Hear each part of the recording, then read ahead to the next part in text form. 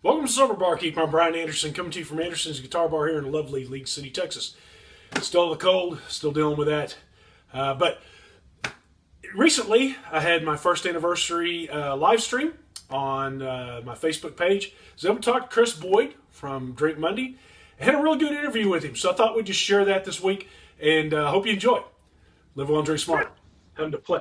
There he is, Chris. How you doing, bro? Hey, Can you turn that volume up on that? I think it's up all the way.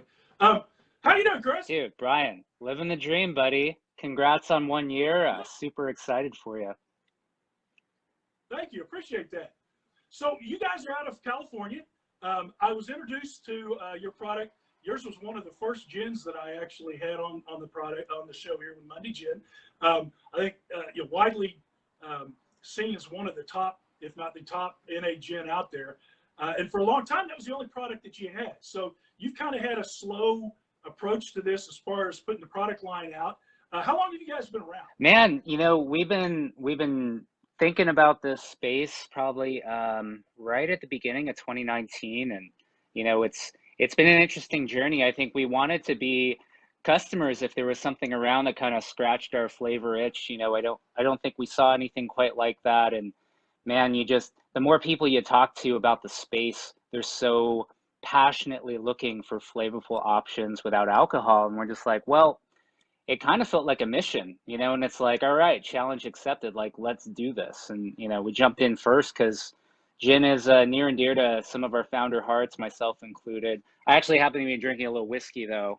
So, I feel like this whole journey is taken my own taste buds like on this ride. I wasn't a big whiskey person when I was drinking alcohol, and coming into the limelight here with our newest offering, I was like, wow, like it's so deep, and whiskey just it goes on its own path, and I get why there's a whiskey culture, right? And I've like come around, and I think the next thing we do, I'll probably join that train too. And I think it's just this journey. It's beautiful, and just happy to be here, other community members, and love what you guys are doing. Keep up the good work.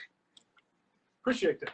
So what made you decide? I mean, of all the things for you to decide to get into non-alcoholic spirits, which kind of just is a misnomer to begin with. What makes a person decide I'm gonna put my financial life on the line and go into creating spirits that have no spirits? I know, right? It's the craziest thing, and it's like I got everything I own in this thing, and you're just like, what are you thinking? I think it really came down to like having this personal need, seeing that others around me, once I unravel the what about gin or what about spirits without alcohol, and seeing people's reactions to like, what if they could have flavor without alcohol that they're actually trying to avoid in their lives. They haven't surfaced that with other people. So just having those conversations really showed me that like this is here, right? And then of course taking it to online, seeing some of the social trends forming, sober curious movement, mindful drinking movements. These are real things. And hey, they may not be super mainstream right now, but they are sure getting that way. They are gaining momentum. And I think I not only wanted to be a customer, but I wanted to be part of that movement. And I think it's all about just growing a community that's here to do good for others. And if I can do that with an expression of a really good beverage or two, hey, cheers to that, right? So that was really what it's about. So I think, and hopefully people that are watching this are playing around in this market. And if they're not, then this is a good discussion for them too. One of the biggest thing I think that's difficult with a non-alcoholic spirit is the burn. And, some of the products, early products had a lot of real heavy pepper burn to it. And I know that's got to be a huge challenge for you guys because I was a whiskey drinker before I quit drinking. Right. I love to drink it neat or on rocks. So that burn was an essential part of the experience. And quite frankly, I miss it. I love your whiskey. It's great. It still doesn't have the exact. It's great in cocktails, and I think all the folks that I've got on here are making products now that you can make some amazing cocktails out of. But it seems to me like that kind of that thing to reach for is how do you get it to where when you're drinking it on the rocks or neat, and what I guess it's a chemical challenge.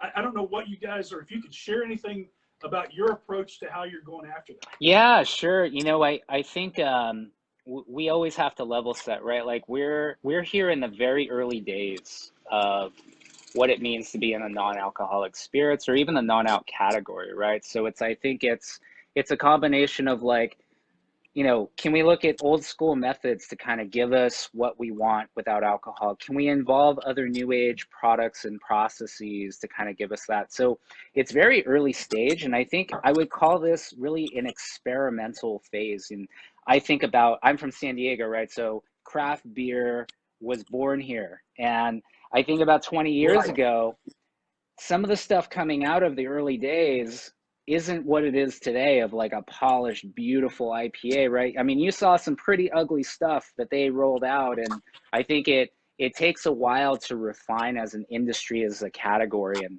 I think we've taken some big steps as a group industry wide. And I think to your point, hitting something that's neat is the end goal, right? I mean, that's we want to meet people where they are, and hey, if you're a neat drinker, cool, we want to serve you. We're going to get there collectively, but it is going to take a little bit of time, right? It's not like you can just whip something up in the corner, you know, say a little prayer to it, and all of a sudden it's good, right?